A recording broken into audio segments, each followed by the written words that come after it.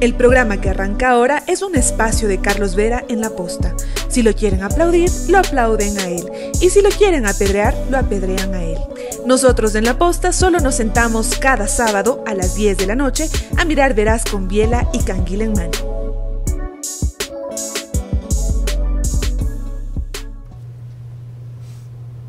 Bienvenidos a otra entrevista Veraz con dos expertos en distintas áreas de comunicación que nos van a ayudar a entender o a responder la pregunta que se sigue haciendo el país cuando no han transcurrido ni 7 días de las elecciones. ¿Por qué ganó Daniel Noboa? Ahora todos tienen una explicación, ahora muchos dicen que lo vieron venir, a otras aseguran que no fue una sorpresa. ¿Qué piensan Denise García y Eduardo Reynoso sobre esa materia? Muy brevemente para empezar. Bienvenida. Realmente la lectura de Daniel empieza cuando existe el debate y semióticamente él planta una semilla apareciendo con chaleco antibalas. Planta esa semilla que venía ya hablándose tras la muerte de Fernando Villavicencio, y el implantar el tema de seguridad hacia él y posteriormente dentro del debate, el apoyo que le pone, la patita para el pie que le pone Topic, hace que él agarre el impulso y de allí en adelante solamente crezca. ¿Igual inquietud de Eduardo Reynoso? Yo creo, Carlos, que este país hace rato vive más de sorpresas que de certezas. Sabía que estaba subiendo, sabía que estaba llegando y que llegó hasta un punto de estar en empate técnico con Topic por el segundo puesto.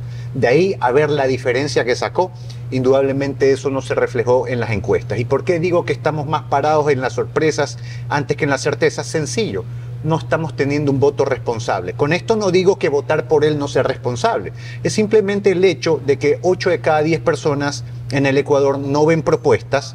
Y adicionalmente a eso, el 24% de la gente estaba indecisa un día antes y de los que del día de las votaciones el 22% decía que aún podía cambiar de parecer. Entonces, ¿cómo pronosticar quién iba a ganar, quién iba a pasar segunda vuelta? Era bastante complicado.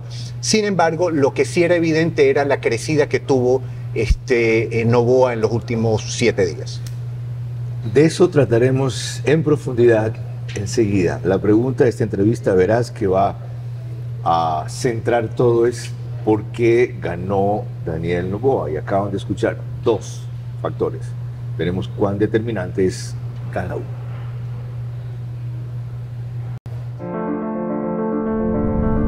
Hago periodismo político desde 1975 y de opinión desde 1978. En ese género cabe ser pluralista, pero no imparcial. Mi experiencia en la búsqueda de democracia exige dejar fuera a quienes la dinamitan y criticar a quienes la construyen para que el modelo sea veraz. Respondo aquí por lo que opino. Mis invitados por lo que expresan. Nada de eso compromete o representa a este medio. Una entrevista veraz es la mejor forma de conocer la verdad. A eso los invito. Ahora. Este espacio Veraz se emite gracias a Telconet Latam, Eni Lubricantes, Serviseguros, Living Places, Personal Shopper Inmobiliario, Bankers Club. Esta es la tercera temporada de esta entrevista Veraz, que empezó en noviembre 24 del 2018 y pronto la seguiré emitiendo desde el extranjero, Dios mediante. Así que prepárense. Espero que siga siendo por La Posta, en medios digitales, exclusiva para Facebook y YouTube, en los convencionales. Estamos en Extreme TV Cable, a través de Vito TVO, canal 15 o 709, si prefieren alta definición, en DirecTV, el canal 194, Manavisión, señal abierta solo en Manaví, canal 9 allá. A nivel nacional en radio, las de mayor cobertura, Caravana 750 AM, y en FM, D-Blue 88.9 FM. Se une también simultáneamente en Imbabura, Alborada 90.3 FM, y el reprise lo hace Domingo Extrema 92.5 FM para Tungurahua y Cotopaxi. ¿Quiénes son estos dos invitados excepcionales a quienes ya han escuchado en su primera respuesta? Denise García es directora general creativa y directora de proyectos en Pragmática Lab, es directora de arte y miembro del Círculo de Creativas del Ecuador, y tiene mucho que responder sobre este tema, porque fue la directora de redes sociales o comunicación digital de la campaña de Fernando Villavicencio. Hablaremos de este factor después. Completemos ahora el inicial. Usted analizó semióticamente el mensaje que transmitió Daniel Noboa en el mensaje. ¿Qué quiso decir al ir con chaleco? Si su propuesta principal no fue seguridad. Quiso decir que los cambios que él está buscando implementar, que no necesariamente son sobre el eje de seguridad, sino más bien de empleo, educación, entre otros, le pueden llegar a costar la vida. Entendamos que todo el fenómeno de seguridad que existe actualmente se da por una falta de empleo, que es su eje principal. Esa asociación sí logró hacerla evidente en el debate, pero yo sentí lo contrario respecto al chaleco, que le desfavorecía. Era el único preocupado por su vida, era el único temeroso de su vida, y es el único que anteponía su seguridad primero. Adicionalmente, yo pensaba, oye, en el estudio nadie te va a disparar. Está bien que vayas con chaleco al sitio, pero no que lo mantengas durante el debate. ¿Esto fue deliberado? Totalmente. ¿Sí? ¿O fue casual? Para mí fue deliberado porque ¿por qué razón aparecería un candidato después de la muerte de otro con un chaleco antibalas a un debate? En primer lugar, a mi parecer, semióticamente, existe el tema de implantar o de hacer un refrescamiento a la gente sobre el tema de Fernando, sin necesidad de mencionarlo, porque todos sabíamos y creo que todos éramos conscientes de que quizás si hubiera existido un chaleco antibalas o alguna otra cosa respecto a las amenazas, otros podrían cantar en este momento. Pero como no existía eso, luego de que muere Fernando, alguien tiene que ponerse sobre ese lugar sin decirlo. Ok, qué curiosa interpretación. No es la mía, es la de una experta en redes sociales. Ni creo que ni la de ella ni la mía sean las únicas válidas. Y por eso le pregunto al especialista en neuromarketing, ¿qué mensaje transmitía el chaleco de Daniel Noboa? Primero, toda comunicación tiene que ser intencional. Es decir, lo que se hace tiene que llevar un mensaje, tiene que tener un simbolismo. Ahora, ¿existía el simbolismo? Por supuesto que estaba ahí. Para mí, ese simbolismo o ese significado más estaba enfocado a decir, todos estamos en peligro. Yo también estoy en peligro. Ahora bien, yo sí pienso que para que esta dinámica no ocurra, donde quizás 2, 3 personas le damos un significado distinto, de alguna manera hay que verbalizarlo, para que esos esfuerzos de significado lleguen hacia no una interpretación equivocada o dispersa, sino que esté enfocada. Lo que el otro entiende. Ya. Si le hubieras dicho algo como, discúlpeme, estoy con un chaleco porque yo me siento indefenso, como se sienten indefensos todas las personas que están afuera de este set. Entonces yo empatizo, entiendo lo que me quiso decir y no tengo esta dispersión del pensamiento. Eso peor, Eduardo. No hubiera sido eso, pero claro, tú sí, niño rico, bonito, claro, ¿no? Tú puedes ponerte chaleco cuando te da la gana y dar la explicación que te dé la gana. Es increíble que dentro de todos los memes y todas las cosas que de alguna manera en las campañas ocurren, nadie se dio cuenta de la gloriosa entrada que hizo él con la esposa y el asesor que estaba atrás. Esa foto se hizo famosa. Qué interesante es que no le hayan sacado ningún meme donde tú ves a él con el chaleco antibalas, a ella de blanco sin chaleco antibalas y el asesor atrás. Y tú dices, oye, o sea, si alguien se hubiera percatado de esto, le hubiera sacado un meme diciendo, oye, te preocupas más por tu vida que de la de tu mujer, porque tú sí estás con chaleco antibalas y ella no.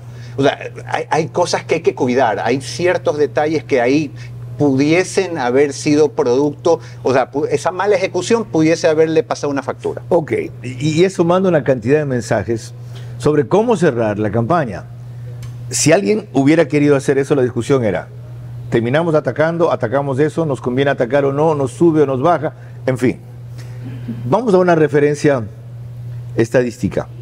Yo le pedí a Telconet la empresa que maneja Telcodata, que me diera a conocer lo que había notarizado en la notaría 16ª del Cantón Guayaquil, para probar que ellos son capaces de diferenciar lo que es la vinculación familiar de lo que es el reflejo estadístico.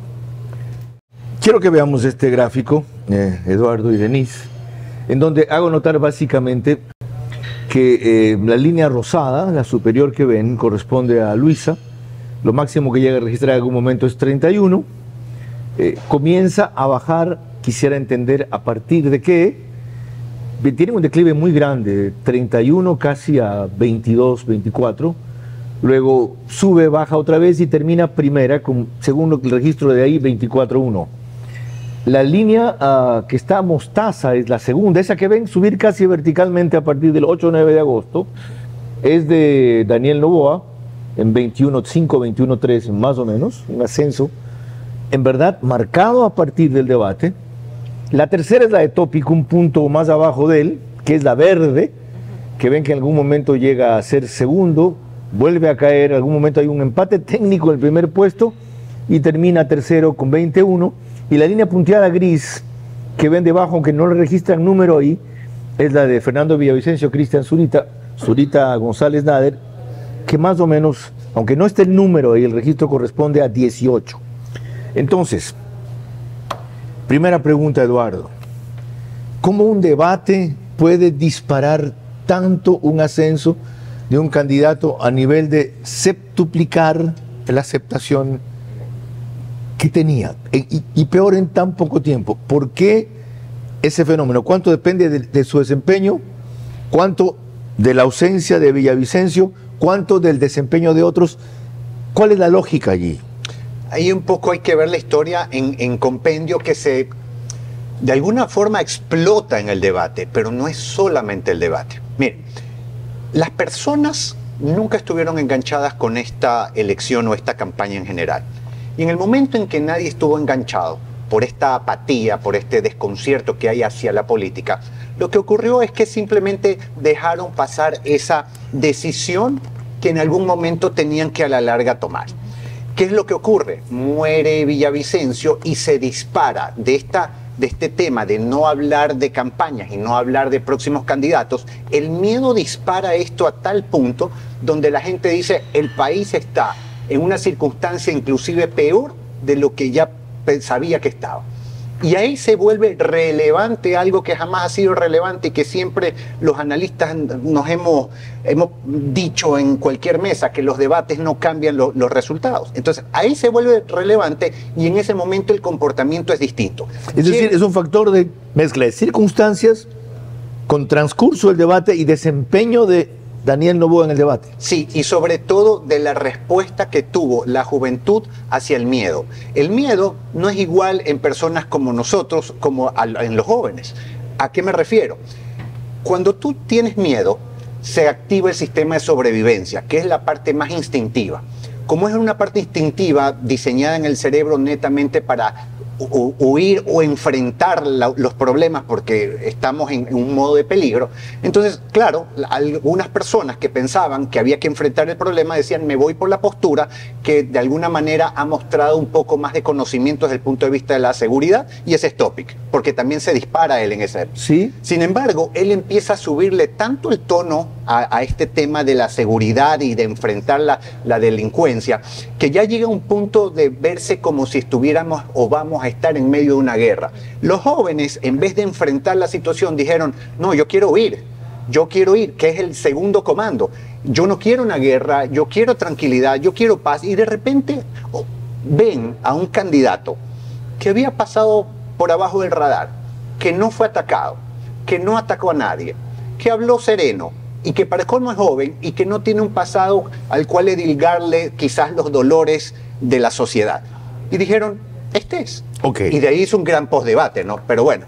Ok, ahora tú como especialista, usted como especialista en redes sociales, Denise, tanto se ha hablado del gran trabajo comunicacional de Daniel Noboa en redes sociales y resulta que llega con 2.7, 2.9 al debate. ¿Dónde está el gran trabajo en redes sociales? O eso se convirtió en algo latente, posicionado, que solo necesitaba triggered, un gatillo que lo dispare para crecer. Porque de lo que veo en ese gráfico, por las razones que analiza Eduardo, ciertas o no, esas y otras, ya, es el debate el factor que lo dispara.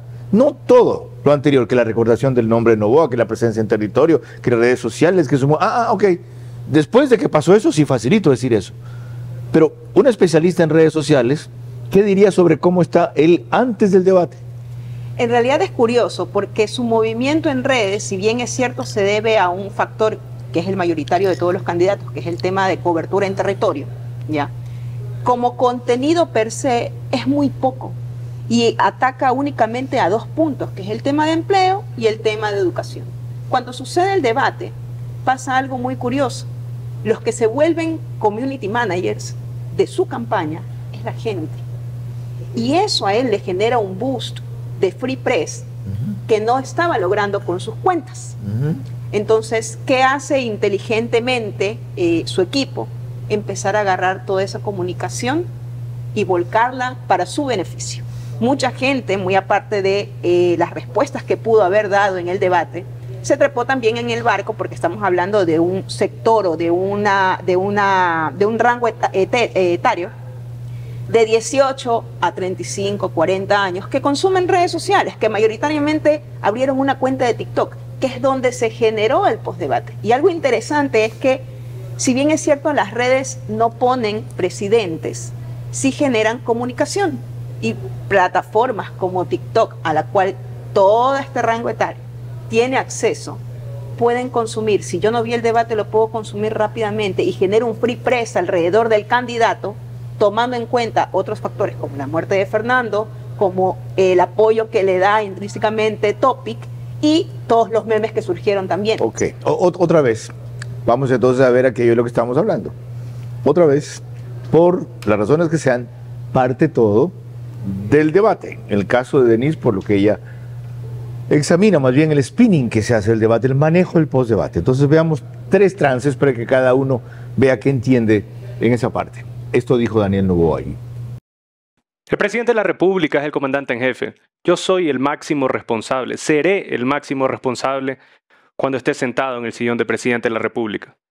Es importante darle las herramientas a las Fuerzas Armadas, darle el respaldo, cuidarlos a ellos también. Pero asimismo, la última responsabilidad la asumiré yo. Lo que tenemos es un plan de seguridad y reforma judicial integral en nuestro plan. Importantísimo, volver al sistema de jurados. De esa manera, en un banco de elegibles de 21 ciudadanos, vamos a poder dar las sentencias y la justicia necesaria, ya que hoy en día a veces queda en las manos equivocadas en fiscales y jueces que no asumen su rol íntegramente. Nosotros vamos con el sistema de jurados a eliminar el crimen organizado y para casos de corrupción y crimen organizado se aplicará el sistema de jurados. A mí, eso me pareció un error. Si a los jueces y a los fiscales los amenazan y piden que estén en el extranjero algunos y sean sin rostro, desconocidos, jurados, 21 jurados, 7 jurados, de gente extraída de los ciudadanos, ¿quién va a querer? ¿Ustedes creen que no los van a identificar? Mañana los matan o los presionan. Más fácil. ¿Qué pasó allí? Habla, el único concepto que aporta sobre seguridad es que sea integral. Y la otra cosa interesante que él menciona es lo que tiene que ver justicia con esta cuestión. ¿Qué opinas de esa visión de seguridad, Eduardo? Yo no soy experto en seguridad, pero sí puedo hablar de que esa franja, de lo que acabo de comentar, de alguna manera no deja clara una propuesta, primero, tangible. Segundo, yo no me llevo una frase célebre que pueda, no sé, recordarla. Y es más, se traba, lo dice de una manera parca. Es decir, yo tengo mi teoría y la teoría es, sí, él salió bien en términos generales, pero no que fue sobresaliente. Él no gana el debate. Yo creo que quizás los demás lo pierden. Ok, ya. La otra cosa, cuando yo les hacía esta pregunta, yo el otro día le decía a un grupo de periodistas, el pueblo no es como nosotros. El pueblo no piensa como yo. Y los jóvenes decisivos no hacen este tipo de razonamiento que acabo de hacer yo frente a ese byte, ese fragmento. ¿Qué comunica para redes sociales eso? Básicamente, está poniendo en tela de duda el tema de seguridad. Habla muy escuetamente, como acaba de decir él, el tema de la seguridad. No dice nada, no plantea muchas cosas, te pone palabras técnicas. No menciona mano dura, que ha sido la palabra que todo el mundo reclamaba. Los jóvenes no entienden palabras técnicas. Los jóvenes necesitan que les digas manzana más manzana igual más manzanas. ¿Tan básico? Tú le dices manzana con pera, los jóvenes dicen, aquí hay algo raro, pero son frutas. Los jóvenes no tienen discernimiento. Decía, ¿tan básicos son? Tan básico es el lenguaje en redes. Tenemos que tener en cuenta... ¿En redes o los jóvenes? En redes y los jóvenes que están en redes. Okay. Porque hay otro tipo de jóvenes hay que hablar no simple. necesariamente están dentro de las redes en las que está el macro. Ok. Veamos un segundo trance del debate, que esta vez tiene que ver principalmente con economía. Simplemente no somos competitivos. Primero, vamos a invertir 300 millones de dólares en la transmisión eléctrica, porque hoy en día tenemos 5 centavos por kilowatt de costo de transmisión, 2 centavos más que el mundo desarrollado, 2 centavos más que Chile, que usaban como ejemplo. Vamos a refinar nuestro petróleo, que hoy en día se vende spot, en el Ecuador. De esa manera nosotros vamos a tener nuestro diésel nacional, bajar los costos del agro, bajar los costos del transporte público, bajar también los costos del transporte de carga pesada para la exportación. Y es importantísimo tecnificar realmente, con números, como dice Jan, el agro. Cada pequeño y mediano productor va a tener la oportunidad en el plan Nueva Semilla de tener un estudio de suelo técnico, un estudio de clima, asimismo como un estudio de competitividad y estudio de demanda internacional. Sí, el problema principal no es la generación. Hoy en día el costo por kilowatt es 8,5 centavos, 3 centavos de generación, medio centavo de distribución por parte de CENEL y 5 centavos de Transelectric, la empresa que nadie quiere que sepa que existe. ¿Por qué? Porque es la más ineficiente, es donde está el chanchullo, es lo que hace que se prendan las termoeléctricas y las mismas mafias de siempre están metidas ahí. Nosotros vamos a invertir en transmisión eléctrica y sacar adelante a Transelectric para que el costo por kilowatt baje, para que las familias ecuatorianas tengan un menor costo de planilla eléctrica, las industrias puedan sobresalir y también exista para los locales comerciales un progreso y buenos costos. Evidentemente, economía era su fuerte. Varios datos, se demuestra conocedor, especialmente la materia eléctrica, y gira todo en función de aumentar productividad. Eso va a repercutir en empleo y, como recordaba Denise, vía aumentar empleo, bajar la inseguridad. Eso aparte de lo obvio, ¿qué más transmitió Eduardo? Bueno, primero lo que usted mencionó es un tema de que para él este era su campo. Y el alivio al bolsillo de las personas, eso quedó claro como mensaje, pero también tocó muy esporádicamente el tema corrupción. Ajá. Y esto lo deja para mí en algo que es extremadamente importante y que hay que hablarlo. Él se convierte más o menos en la tercera vía. Ecuador... Sin decirlo. Sin decirlo, pero no como el antipolítico, como un Milei que se va en contra del político y trata de destruir al otro político y verlo como el enemigo y a confrontar, sino más bien como el político nuevo. Ese tipo que más bien dice, yo no voy a hablar de los políticos, voy a hacer cosas que vayan enfocadas a los ciudadanos y voy a gustarles, pero por mi buen comportamiento, por tener un comportamiento distinto al que tendrían los políticos tradicionales. Denise, entonces, entiende esa tercera. ¿Qué más comunica él allí? En temas de economía, como decía Eduardo, perdón, demuestra su experticia. Y la gente, si bien es cierto, está buscando soluciones de seguridad, el empleo es el factor o el punto determinante para el aumento de la inseguridad. Entonces la gente realiza el match. Dice, ok, si él me va a dar empleo, yo no voy a tener que irme. Si él me da empleo, probablemente le tenga que decir a mi amigo que está queriendo meterse en el tema del narcotráfico que no lo haga. ¿Qué es lo que le hace parecer al experto en economía? La forma en cómo habla, porque da números. La gente no entiende muchos tecnicismos, pero en la primera franja que tú ves, habla de manera fácil, a pesar de que te da números. En el momento en el que ya pasa al segundo corte, el cerebro de las personas se desconecta, deja de entender y se queda con el mensaje de, ok, él conoce electricidad Él me va a dar más empleo porque eso va a hacer que mi negocio pueda generar más y voy a tener mayor seguridad. Ese es el límite. Ya sea o no sea cierto que eso es lo que se cobra por tarifa de kilovatio hora o no, que Transelectric es de ineficiente. El tipo parece tenerla clara y además, como recordaba Eduardo por debajo, va diciendo claramente, no vamos a manejarnos con las mismas mafias. Así, una mención tangencial y punto, sin convertirlo en un machaque. Veamos un fragmento más del debate. Bueno, para empezar vamos a devolverle la liquidez al IES, vamos a recomprar los bonos que gobiernos pasados le entucaron al IES. Así de sencillo, ecuatoriano, no comas cuento. También, ¿cómo vamos a fortalecer el seguro social? Tenemos que tener mayor cantidad de aportantes. ¿Cómo vamos a tener mayor cantidad de aportantes? Generando empleo, volviendo al país más competitivo. Necesitamos bajar los costos, atraer la inversión extranjera, tener seguridad real. Esa es la manera. Al subir el número de aportantes, no va a haber déficit. Al subir el número de aportantes, resolvemos también un problema social. Al subir el número de aportantes con empleo, es que vamos a volver a tener dignidad y tranquilidad en nuestras calles y poder invertir y sacar adelante un país que tiene todo y no puede salir del hueco en el que está.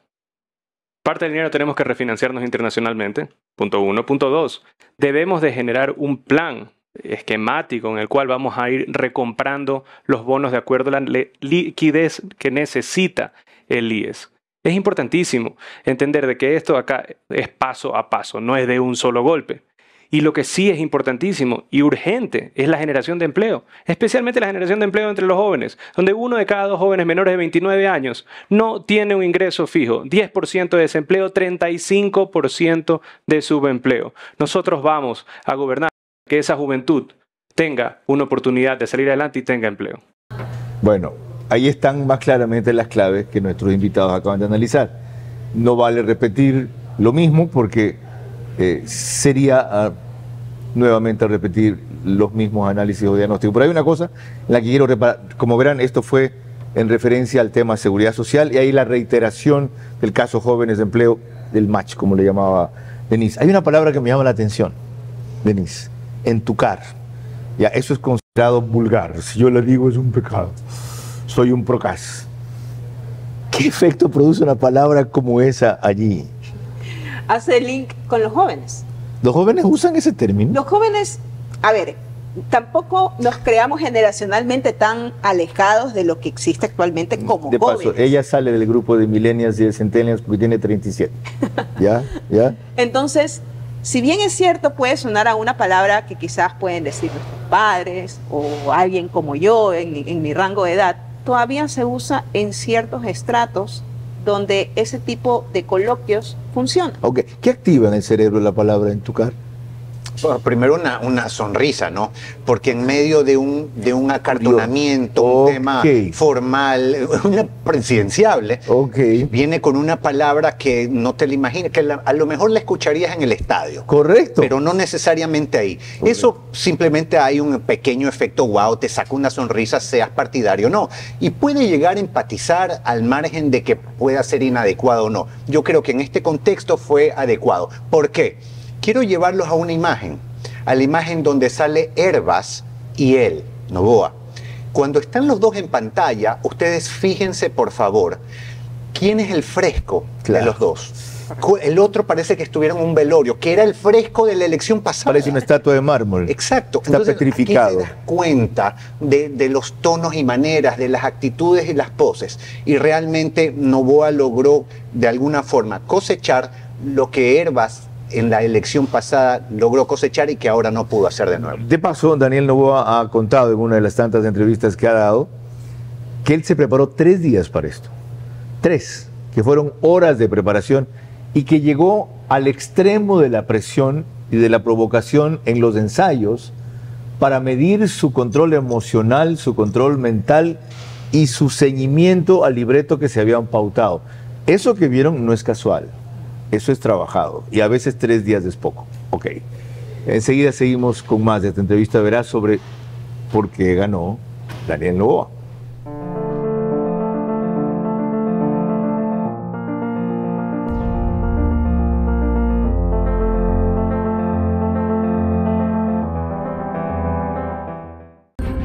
En Eni Lubricantes.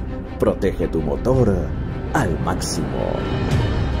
Eni Lubricantes trabaja constantemente para proteger tu inversión. En la ciudad, en el campo o en las condiciones más adversas, puedes estar tranquilo. Importados desde Italia. Eni Lubricantes. Siente el rendimiento. Al volver nos vamos a fijar en cambio en lo que algunos consideran un uso magistral de las redes sociales, pero sobre todo por la presencia de la esposa de Daniel Noboa. Cambió la forma de hacer negocios. Cambió la forma de aprender. La forma de cuidarnos. Cambiaron las oficinas y las salas de reuniones. Y aunque los cambios siempre son un desafío, el éxito está en contar con el aliado correcto. En utilizar la tecnología de hoy para ser la empresa que quieres ser mañana. El momento es ahora. Telconet Latam.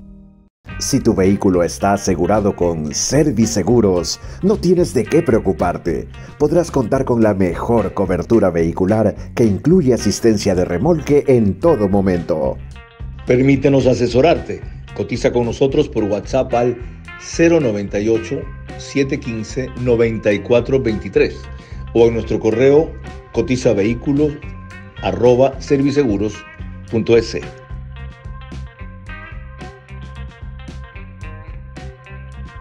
Ya es claro que habrá segunda vuelta, así quien presida el Ecuador tendrá suficiente legitimidad al ganar con más del 50% y no con más del 40%.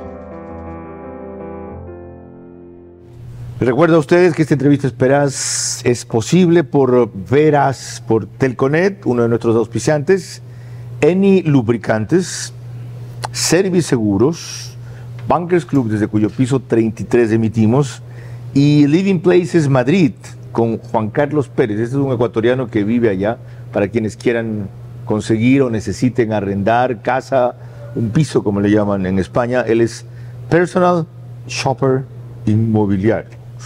En el spot van a ver de qué se trata esa cuestión. Ok, redes sociales. Presencia de Daniel Noboa en territorio. Veamos un primer spot de cómo difundió él eso.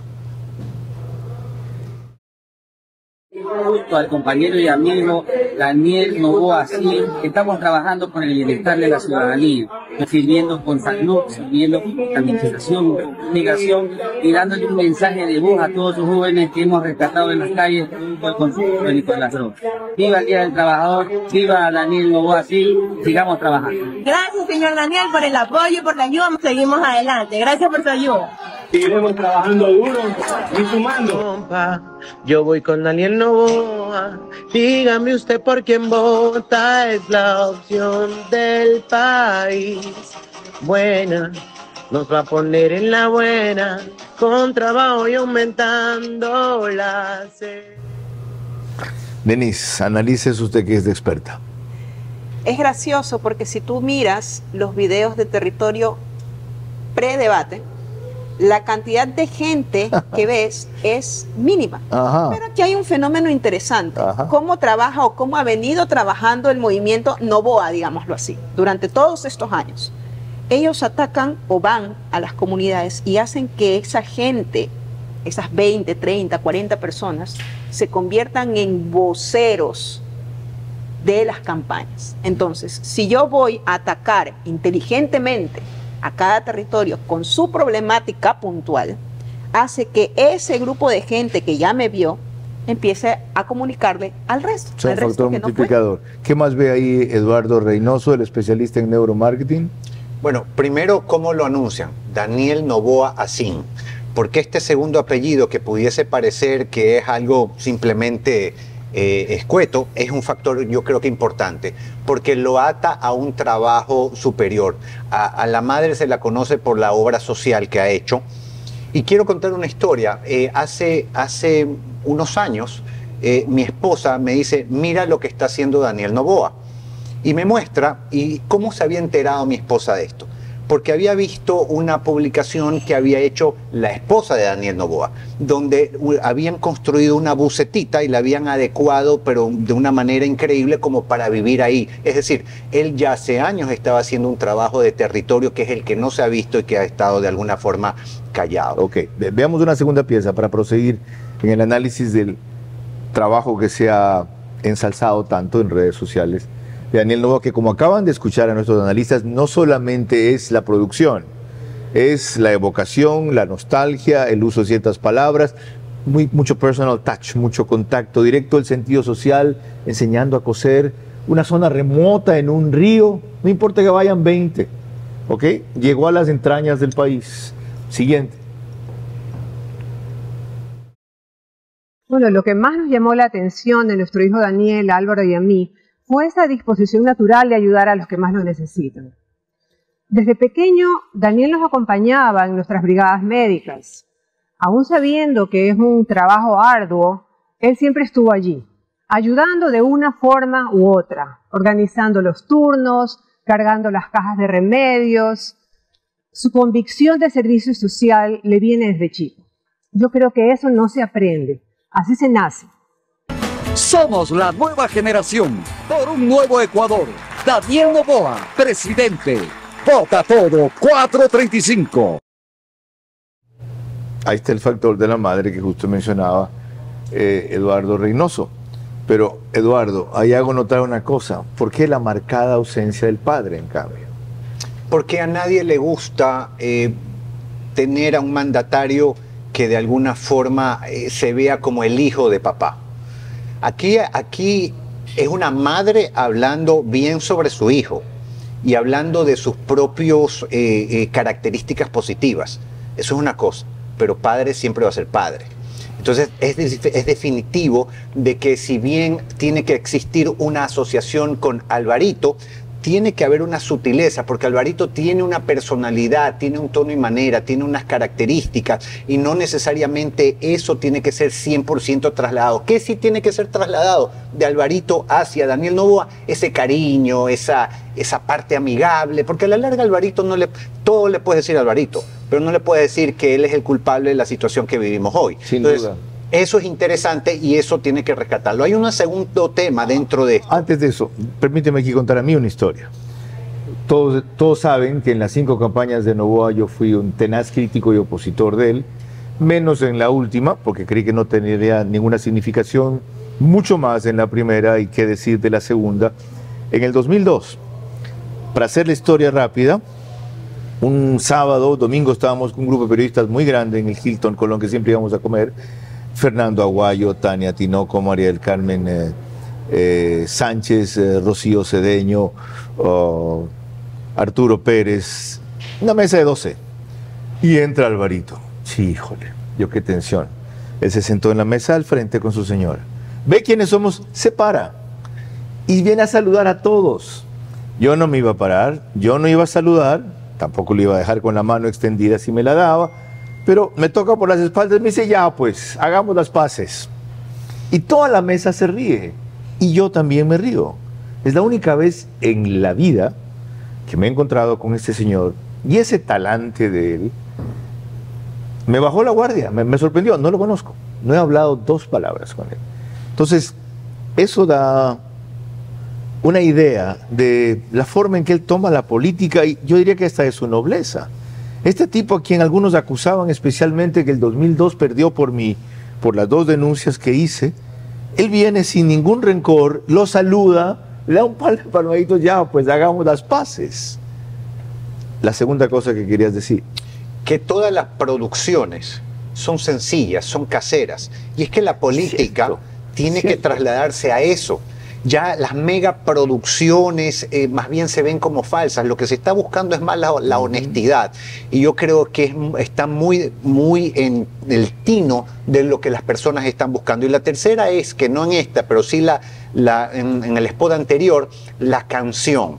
Son canciones de ahora, que las escuchamos en las radios y que nos gusta a todos. Hicieron ese match con varias cosas que son inconscientes, sencillas, pero que de alguna manera gustan. Ahora, Daniel Noboa estaba trabajando para el 2025 y de repente se le anticipó el programa? Sí, totalmente. Eso es muy real. Y algo que quiero acotar a lo que decía Eduardo es una tendencia, si tú te pones a revisar todos los videos en formato vertical de la gran mayoría de candidatos, existe un formato que nació antes de estas elecciones, que no nació aquí obviamente, nació en Estados Unidos, que se llama el falso podcast. Si tú la ves a Anabela no está hablándole a la cámara, está hablando de lado. La mayoría de candidatos optaron por ese formato. ¿Por qué?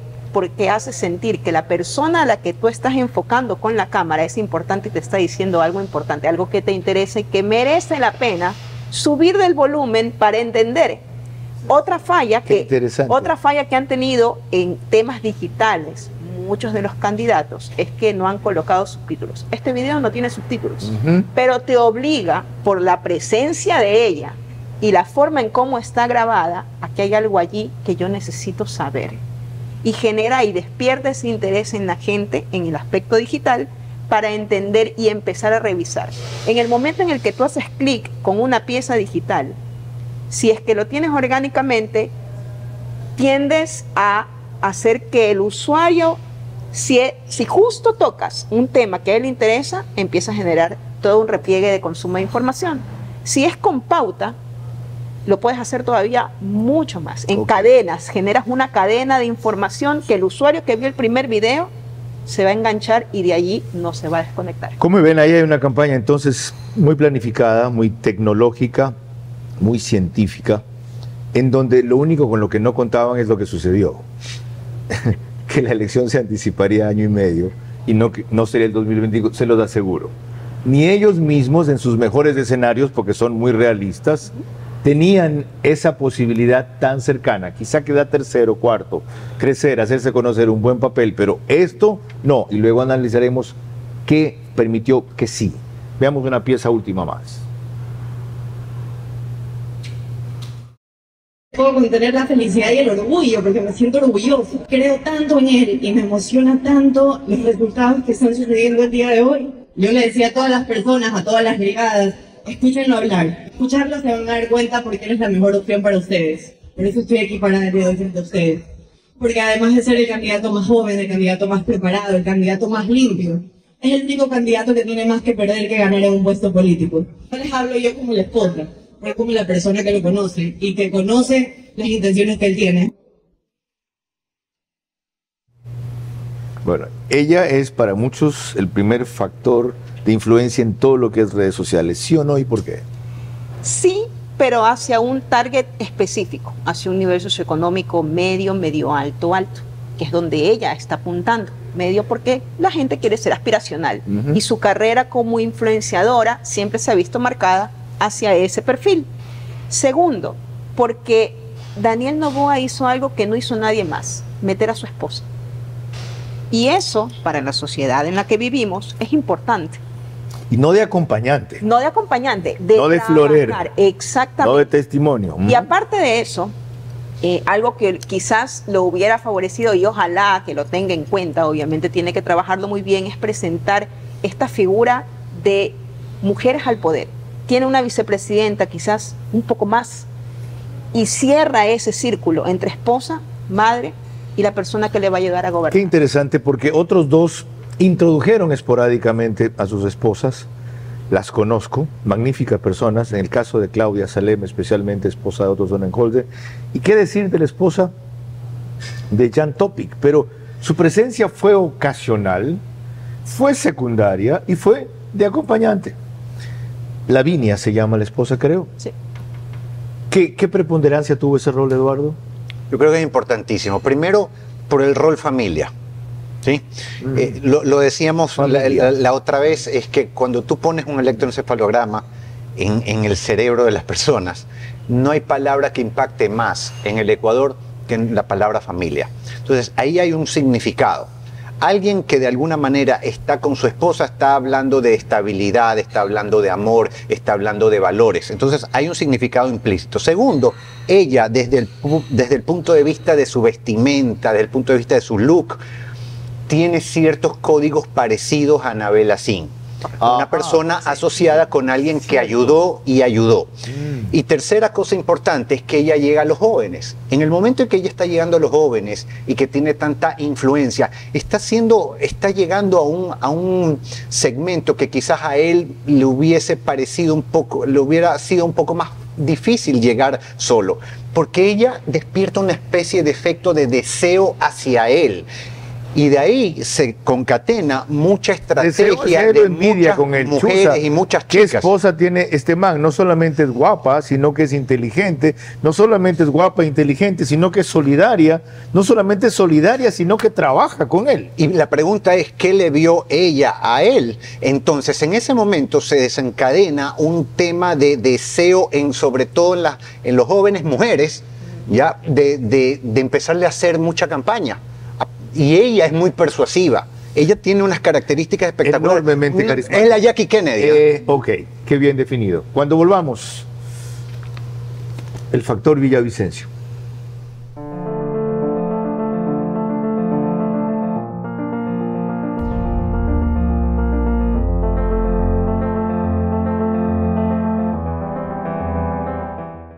El Personal Shopper Inmobiliario. La mejor forma para comprar una vivienda. El comprador especifica el tipo de inmueble, presupuesto, zona, calidades y características generales de lo que busca. Firman un encargo de búsqueda en exclusiva y se pone a buscar hasta encontrar el inmueble que mejor se adapta a sus necesidades. Una vez escogida la vivienda, el Personal Shopper Inmobiliario negociará personalmente para obtener el mejor precio posible. Se comprobarán los documentos legales y por último se acompañará al comprador en todo momento hasta la firma en el notario. En definitiva, el Personal Shopper se trata de un servicio de búsqueda de viviendas bajo demanda, personalizado a cada cliente.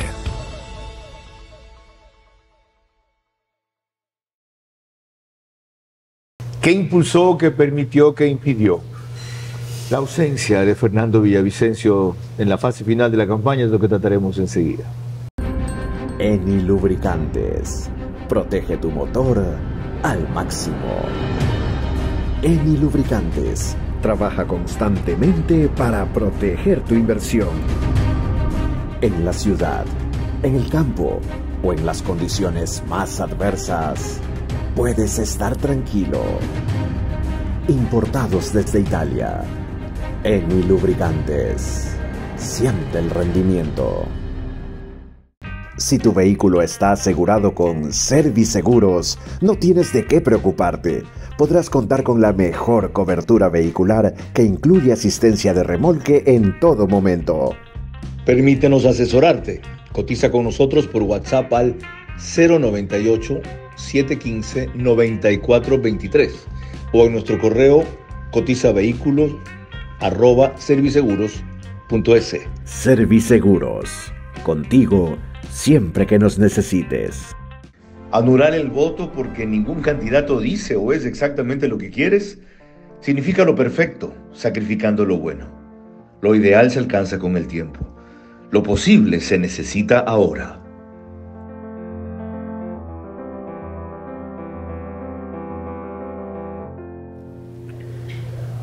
Hay un factor que fue determinante en esta campaña para que devenga en lo que terminó hasta ahora. El asesinato de Fernando Villavicencio. Lo que yo llamé su martirologio, su sacrificio, su aporte que algún rato se va a dimensionar no solo a la democracia como tanto se cacarea, sino a que lo peor se distancie, o por lo menos hasta ahora no sucede en el Ecuador. Y aquí tenemos una perspectiva muy cercana, que es también muy interesada, pero no por eso deja de ser muy valiosa, sobre cómo lo ve. Denise, como les conté, fue directora de comunicación digital de la campaña de Construye. Con esa visión interior, ¿qué impulsó, preguntaba yo? ¿Qué permitió y qué impidió el asesinato de Fernando Villavicencio? ¿Qué impulsó? Yo creo que ese no temor que tenía Fernando hacia la denuncia.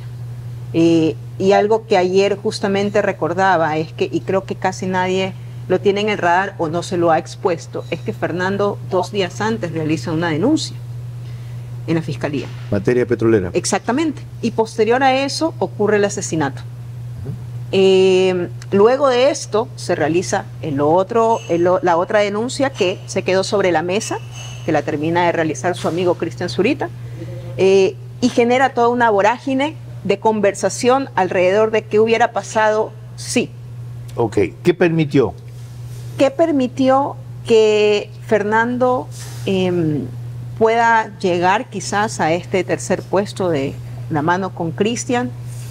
Su lucha, definitivamente, el hecho de que la gente puso en contexto esta pelea que siempre existió con el correísmo y que marcó una tendencia, y que si vemos las encuestas como la vimos hace un momento, se ve la caída en el momento en el que fallece Fernando y los otros empiezan a subir, pero no les alcanza, porque como decía Eduardo, cuando tú muestras un producto demasiado producido te genera dudas. ¿Qué impidió? ¿Qué impidió? Hay muchos factores. El ataque, sin duda, que sufrió, el ataque sistemático que sufrió Fernando desde el momento en el que arranca el periodo de promoción electoral constante, hace que poco a poco la conversación, en el momento en que él no está, empiece a tener un vaivén sobre la gente y empiezan a despuntar dos candidatos. Su ruido mediático obviamente baja a pesar de que entra Cristian, a pesar de que está la voz de Andrea, se opacan porque la gente está buscando justicia, pero no necesariamente muchas veces desde su frente. Le pediría a Eduardo Reynoso que responda las mismas tres preguntas al volver. Antes, una acotación a lo que dijo primero en esta fase del programa Denis García, que una de las cosas que impulsó el asesinato de Fernando Villavicencio, paradójicamente, fue vencer el miedo. Sin duda. ¿Y saben en dónde se expresa? En el alto porcentaje de concurrencia a votar. 91% de los que podían votar fueron a votar. En las circunstancias de inseguridad inéditas que vive el país, habiendo pasado recién lo que pasó, ¿ya? Hay una especie de rebeldía, de rechazo, de ahora más que nunca es la última oportunidad. ¿Cómo se expresó electoralmente? Es otra cosa que requiere un programa adicional para discutir. Enseguida la parte final.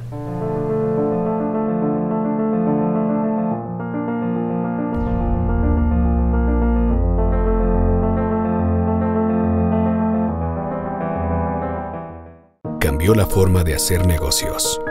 Cambió la forma de aprender. La forma de cuidarnos. Cambiaron las oficinas y las salas de reuniones. Y aunque los cambios siempre son un desafío, el éxito está en contar con el aliado correcto. En utilizar la tecnología de hoy para ser la empresa que quieres ser mañana. El momento es ahora. Telconet Latam. ¿Cómo responde un experto en neuromarketing a la inquietud de qué impulsó, qué permitió y qué impidió la muerte de Fernando Villavicencio? Es con lo que terminamos.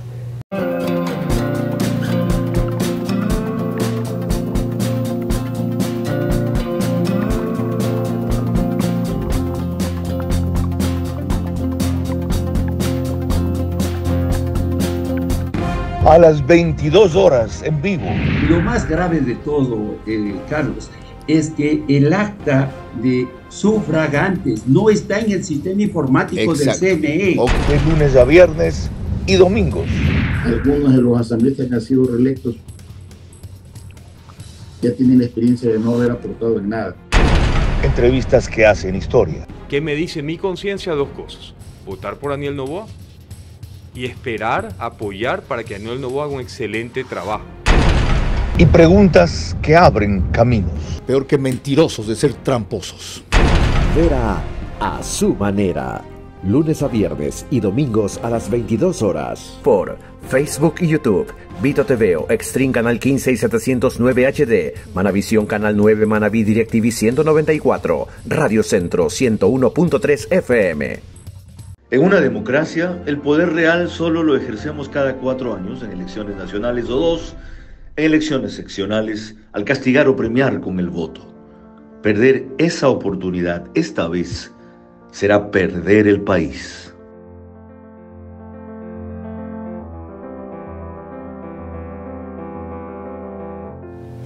Parte final de esta entrevista verás para averiguar por qué ganó Daniel Noboa.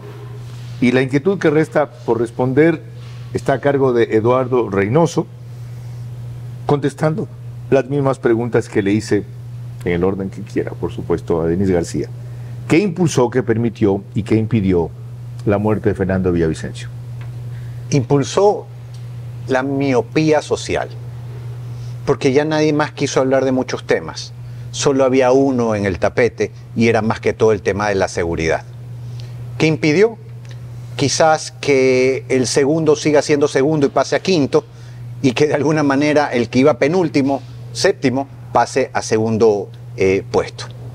Básicamente yo creo que la muerte de Villavicencio no solo cambió el tablero electoral, cambió todo el juego.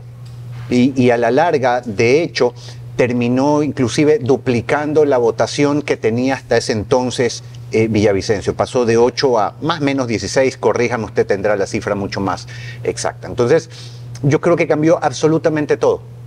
Mil gracias a los dos, Denis García y Eduardo Reynoso, por su comparecencia y su análisis.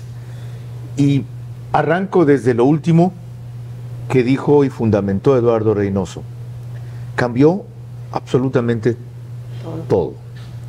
Él hubiese tenido un gran resultado en la elección, pero quizá no llegaba al 16% si no lo asesinaban, o superaba el 16%, dadas sus características de polemista, orador y debatiente, si participaba en el debate. Es decir, lo que sucedió lo hizo posible su sacrificio. Porque en el debate, que ha sido el punto de partida del despegue de un finalista de la segunda vuelta, se distingue Daniel Noboa por la ausencia de Fernando Villavicencio. Si se hubiera dado su presencia, seguramente no era igual o era opacado. Eso nadie lo puede discutir.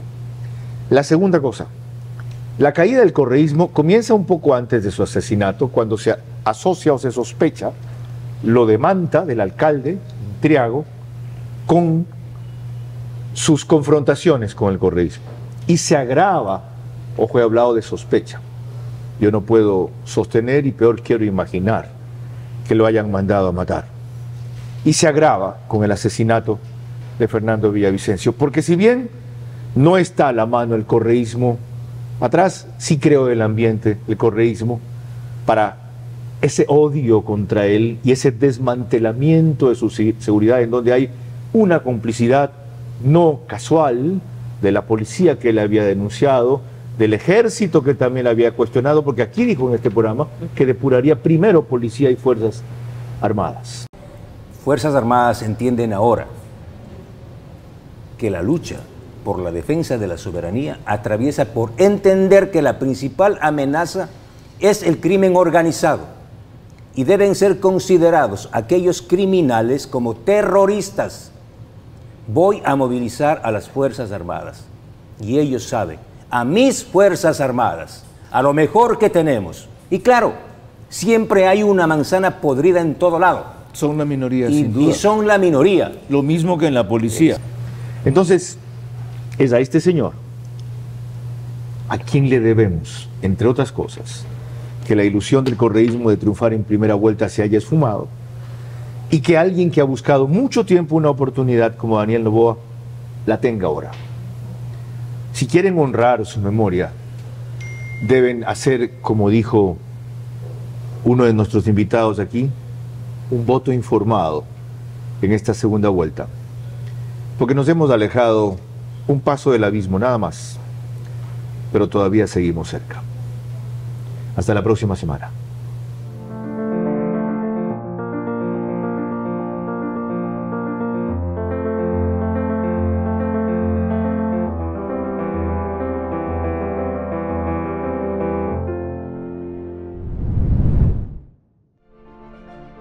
Verás es posible gracias al auspicio de Telconet Latam, Eni Lubricantes, Almacenes Marriott, Serviseguros, Living Places, Personal Shopper Inmobiliario, Bankers Club, Transmisión simultánea. Vito TVO, Manavisión, Caravana 750 AM, Tiblu 88.9 FM, Extrema 92.5 FM en Cotopaxi y Tungurahua.